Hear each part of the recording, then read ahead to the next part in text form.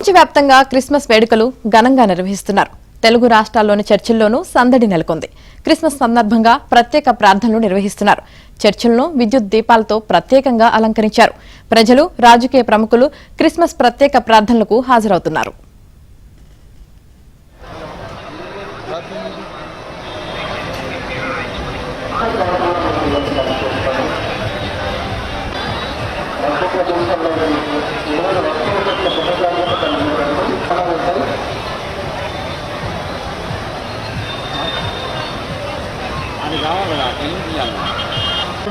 దేశాల్లో ఈజీగా కన్వీనియన్స్ అయిపోవచ్చు. పార్కింగ్ చేశారు, అక్కడికి వెళ్ళి పోతున్నాం. ట్రాఫిక్ తెలిసినట్టు కోసం చేయొద్దు. ఫ్యామిలీ దగ్గరికి నచ్చుకుంటే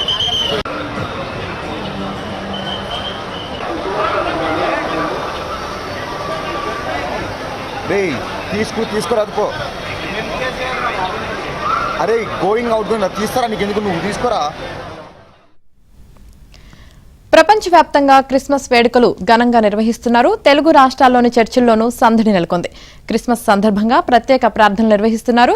ఇక దీనికి సంబంధించి పూర్తి సమాచారం మియాపూర్ కల్వరి టెంపుల్ నుంచి మా ప్రతినిధి నుమాన్ మరింత సమాచారం అందిస్తారు. నుమాన్.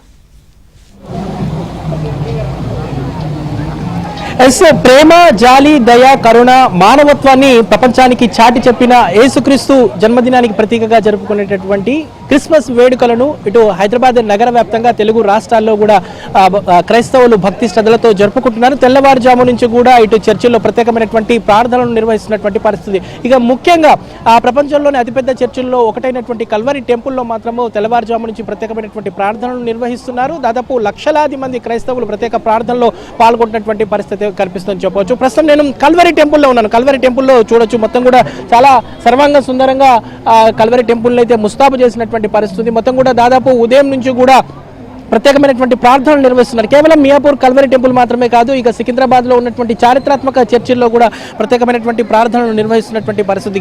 క్రీస్తు మానవాళికి ఇచ్చినటువంటి ఏదైతే బోధనలు ఏదైతే పాస్టర్స్ కూడా వారికి వస్తున్నటువంటి భక్తులకు చెప్తున్నటువంటి పరిస్థితి. ముఖ్యంగా ఇటు మియాపూర్ కల్వరి టెంపుల్లో చూసుకుంటే మాత్రం లక్షలాదిగా భక్తులు అయితే తరలి వస్తున్నారు. సో ఈ ఒక్కరోజు దాదాపు 6-7 లక్షల మందికి పైగా ప్రత్యేకమైనటువంటి ప్రార్థనలు నిర్వహించేటటువంటి అవకాశం అయితే ఉందని చెప్పవచ్చు. ప్రస్తుతం మనతో పాటు మాట్లాడడానికి పాస్టర్ జయరాజ్ గారు ఉన్నారు, వారితో మాట్లాడదాం. చెప్పండి, ఈ రోజు ప్రత్యేకతను గురించి వివరించాలంటే చెప్పండి. ముందుగా కల్వరి టెంపుల్ తరపున క్రిస్మస్ శుభాకాంక్షలు తెలుగు రాష్ట్ర ప్రజలకు మా దైవజనులు సతీష్ రాయ్ గారి తరపున, మా కల్వరి టెంపుల్ తరపున ప్రజలందరికీ క్రిస్మస్ శుభాకాంక్షలు తెలియజేస్తున్నాం. క్రిస్మస్ అనగా మరి నశించిపోతున్న మానవాళిని రక్షించటానికి దేవుడు ఈ లోకానికి వచ్చి మరి మానవ అవతారుగా జన్మించి మన కొరకు మనల్ని రక్షించడానికి ఈరోజు దేవుడు జన్మించాడు. సో కాబట్టి క్రిస్మస్ అనగా నశించిన దాన్ని రక్షించటానికి లోకానికి వచ్చినటువంటిదే క్రిస్మస్. ఈరోజు ప్రేయర్స్ ఏ విధంగా జరుగుతున్నాయి, ఎన్ని సెషన్స్ నిర్వహిస్తున్నారు, ఎన్ని సర్వీసులు జరుగుతాయి ఇక్కడ? ఈరోజు సుమారుగా 4 సర్వీసెస్ జరుగుతున్నాయి. 6 గంటలకు, 9 గంటలకు, 12 గంటలకు, సాయంత్రం 6 గంటలకు 4 సర్వీసెస్ జరుగుతున్నాయి. ప్రతి సర్వీస్లో కూడా సుమారుగా 80,000 మంది పట్టే విధంగా ఏర్పాట్లు చేయడం జరిగింది. అన్ని విధాలుగా ప్రజలు ఎంతమంది వచ్చినా కానీ మాకు సమృద్ధమైనటువంటి గ్రౌండ్ ఉంది. సో కాబట్టి మీ అందరికీ కూడా ఏర్పాట్లు చేయడం జరిగింది. ప్రతి ఒక్కరు కూడా వచ్చి పాల్పంచుకోవాల్సిందిగా కోరుకుంటున్నాం. ఎలాంటి ఏర్పాట్లు చేశారు? ముఖ్యంగా ఎక్కడెక్కడి నుంచి లక్షలాది మంది వస్తుంటారు, ఎక్కడెక్కడి నుంచి వస్తుంటారు? మాకు తెలుగు రాష్ట్రాల ప్రజలు, అదే కాకుండా ఇతర రాష్ట్రాల నుంచి కూడా వస్తూ ఉంటారు. అదేవిధంగా దేశాల నుంచి కూడా కల్వరి టెంపుల్కి వస్తూ ఉంటారు. ఎందుకంటే ఇది ఒక అద్భుతమైన మందిరము, 52 రోజుల్లో కట్టబడినటువంటి అద్భుతమైన మందిరము. మరి ఈ పండుగ పర్వదినాన్న కల్వరి టెంపుల్ని దర్శించాలి అని ఆసక్తితో మరి కల్వరి టెంపుల్కి వస్తారు. అదేవిధంగా మా దైవజనులు గొప్ప సందేశాన్ని, అద్భుతమైన సందేశాన్ని ప్రజలకి అందిస్తారు. అదేవిధంగా మరి స్కిట్, దేవుని యొక్క జననం గురించి మరి స్కిట్ వేయటం కూడా, అది చూపించడం కూడా జరుగుతూ ఉంటుంది. సీఎం రేవంత్ రెడ్డి గారు కూడా మధ్యాహ్నం తర్వాత వచ్చేటటువంటి అవకాశం ఉందంటున్నారు. అవునండి, మరి మధ్యాహ్నం ఈరోజు రావచ్చని అనుకుంటూ ఉన్నాము. సో వచ్చి లాస్ట్ ఇయర్ కూడా అనుకున్నాము, ఈ ఇయర్ కూడా వస్తారనుకుంటూ ఉన్నాము. అందుకు తగినటువంటి ఏర్పాట్లు కూడా చేయడం జరిగింది. కాబట్టి ఈరోజు ప్రత్యేకత గురించి లక్షలాది మంది దేశంలో అనేక ప్రాంతాల నుండి మా కల్వరి టెంపుల్కి ప్రార్థనలో పాలు పంచుకోవటానికి వచ్చి మా సతీష్ అయ్యగారు ఇచ్చినటువంటి వాక్యాన్ని అందరూ విని ఎంతో ఆనందిస్తూ వెళ్తున్నారు. అయితే ఈరోజు ఇక్కడ లక్షలాది మంది రావటానికి వచ్చినటువంటి జనం ఇక్కడ దేవుడు ఉన్నాడు అనేటువంటి ఈ జన ప్రపంచమే నిదర్శనము. ఒక తెలుగు రాష్ట్రాల్లోనే కాకుండా భారతదేశంలో అన్ని ప్రాంతాల్లో నుండి ఎంతోమంది తరలి వస్తున్నారు. మాకు ఉన్నటువంటి 40 బ్రాంచీలు ఏర్పాటు చేయాలనేటువంటి ఆలోచన ఉన్నది. 28 బ్రాంచీలు మేము పూర్తి చేసుకున్నాము.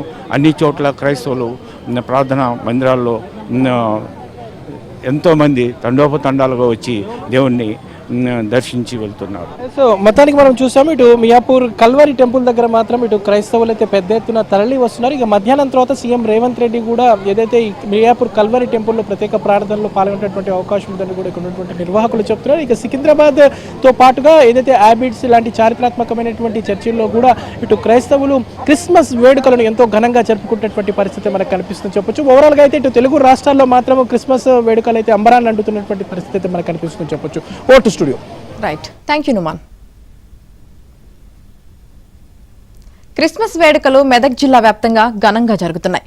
ప్రఖ్యాత మెదక్ సిఎస్ఐ చర్చిలో క్రిస్మస్ సందడి నెలకొంది. మరిన్ని వివరాలు మా ప్రతినిధి పరశురామ్ అందిస్తారు.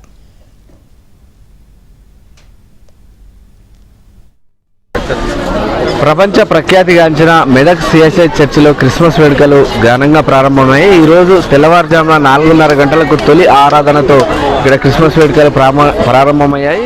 4:30 గంటలకు మొదటగా సిలువ ఊరేగింపుతో తొలి ఆరాధన వేడుకలు ప్రారంభమయ్యాయి. ఇక్కడ ఉన్నటువంటి ఏదైతే ఇన్ఛార్జ్ బిషప్ రెవరెండ్ మార్క్ తన దైవ సందేశాన్ని కూడా భక్తులకు వినిపించడం జరిగింది.